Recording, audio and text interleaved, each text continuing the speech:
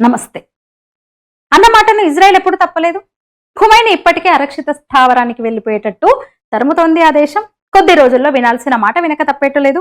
ఇజ్రాయెల్ను కొద్దిగా ఇబ్బంది పెట్టగలదు తప్ప అంతకు మించి ఇరాన్ చేయగలిగిందేమీ ఉండదు, ఏమీ లేదు. సరే, ఇదంతా ప్రపంచ యుద్ధ క్రీడ. ఇందులో ప్రతి దేశం ఎంతో కొంత నష్టపోవాల్సిందే. నష్టానికి గురికాక తప్పదు. మొత్తం మీద ఎవరు ఎవరికి శత్రువో, ఎందుకు కాదో ఎప్పటికీ తెలీదు. కానీ ఒక పరిణామం మాత్రం అర్థమవుతుంది చరిత్ర చూస్తే. పెద్ద యుద్ధాలు ఊరికే రావు.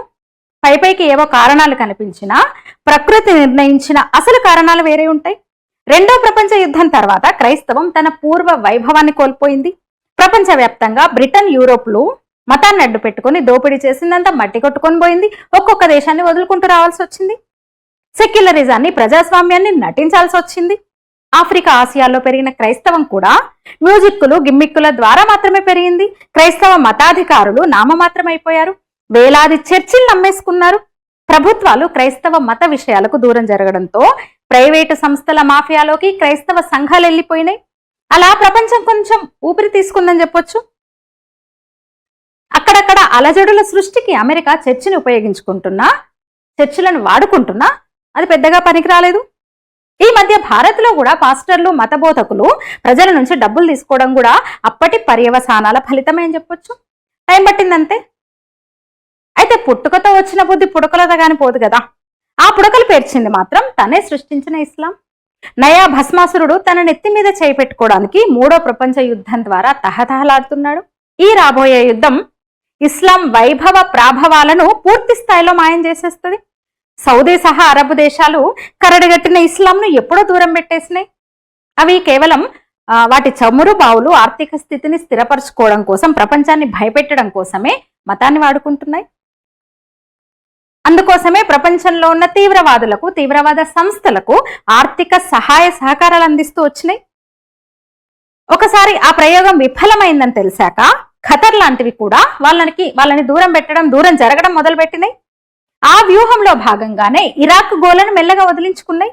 ఇప్పుడు ఇరాన్, అంతకుముందే ఆఫ్ఘన్, తర్వాత పాకిస్తాన్ కూడా వదిలేస్తాయి.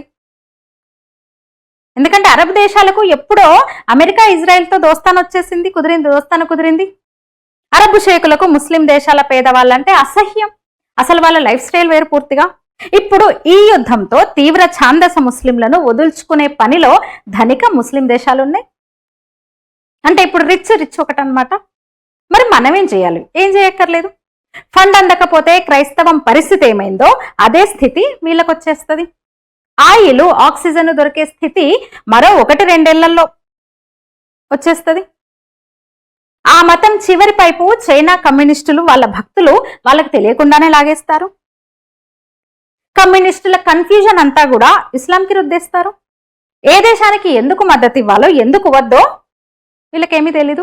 కాబట్టి మన ముందున్న తక్షణ కర్తవ్యం, మనం చేయాల్సిన తక్షణ పని ఏంటంటే సనాతన హైందవ సంస్కృతిని, ఉచ్చ నీచ భేదాలు లేని ఉన్నత సంస్కారాలను అర్థం చేయించడం, ఒక్కటిగా నిలబడి కుల, మత, ప్రాంత భేదాలు లేకుండా భారత మాతకు జయకారం పలకడం. కాగల కార్యాన్ని ట్రంప్ వంటి గంధర్వులు ఎలాగో తీరుస్తారు. మన దేశం పరమ వైభవ స్థితి పొందడానికి ప్రపంచంలో ఉన్న శక్తులన్నీ కలిసి అవకాశం ఇస్తాయి. మనం మాత్రం మరింత జాగరూకులమయ్యి ఆ కార్య లాభాన్ని పొందాలి. తిని అరిగించుకోవాలన్న ఆరోగ్యం ఉండాలి కదా. బంగారం మోసే శక్తి కావాలన్నా శక్తి కలిగి ఉండాలి కదా. ఆ శక్తి కోసం ప్రార్థిద్దాం, కృషి చేద్దాం. ఈ వీడియో మీద మీ అభిప్రాయాలు తెలియజేయండి. లైక్ చేయండి, షేర్ చేయండి, ఛానల్ సబ్స్క్రైబ్ చేయండి. ధన్యవాదాలు.